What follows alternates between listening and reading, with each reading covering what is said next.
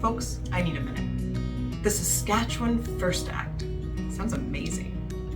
So what does the Saskatchewan First Act actually do? It asserts our jurisdiction over natural resources. What else does that?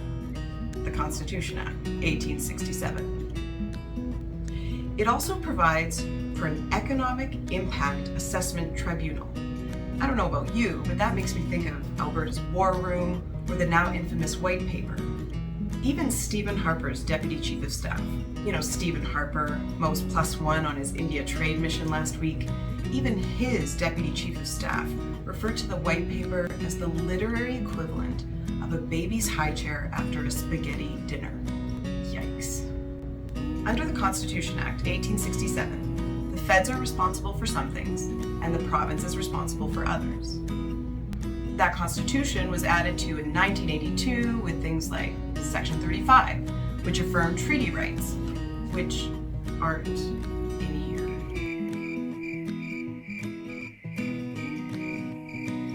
So there's a lot in this act from 1867, but nothing all that recent. So this is an act that restates and reaffirms a lot of existing principles with lots of cap locks, but it doesn't actually provide anything new for the people of Saskatchewan. And then there's the question of who was consulted, besides Danielle Smith. The Métis Nation of Saskatchewan's Legislative Assembly voted unanimously to condemn this act.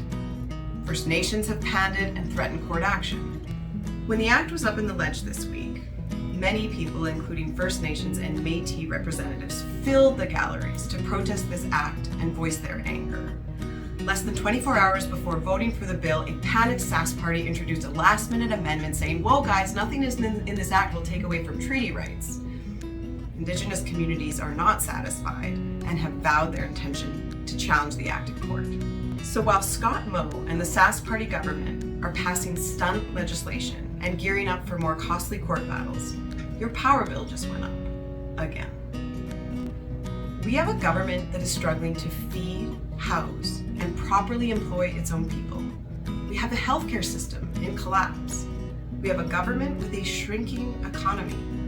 Under this premier, we've seen some of the highest rates of outmigration in the country, some of the lowest jobs growth, the highest mortgage default rates, some of the lowest minimum wages, record numbers of food bank use, and child poverty rates that are absolutely unconscionable.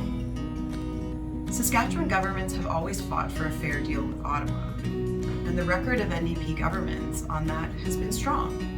But this is not that.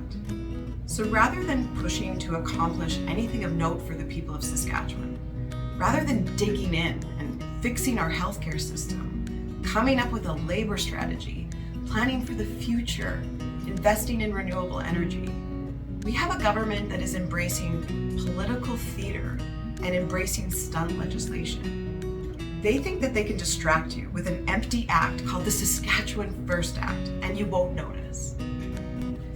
Keep in mind that the province can't just dictate how the charter or the constitution is interpreted by asserting something. No matter how many underlines or cap locks or exclamation points they add, courts do that. And Scott Moe's record in the courts ain't great. Instead, they're gearing up to fight the feds on plastics and about anything else they can find, selling off your crown land to the highest bidder or donor, privatizing the healthcare system, and adding new fees and tax hikes to everything that brings you joy. And your power bill just went up again. So I ask you, what the Scott Moe is going on in Saskatchewan?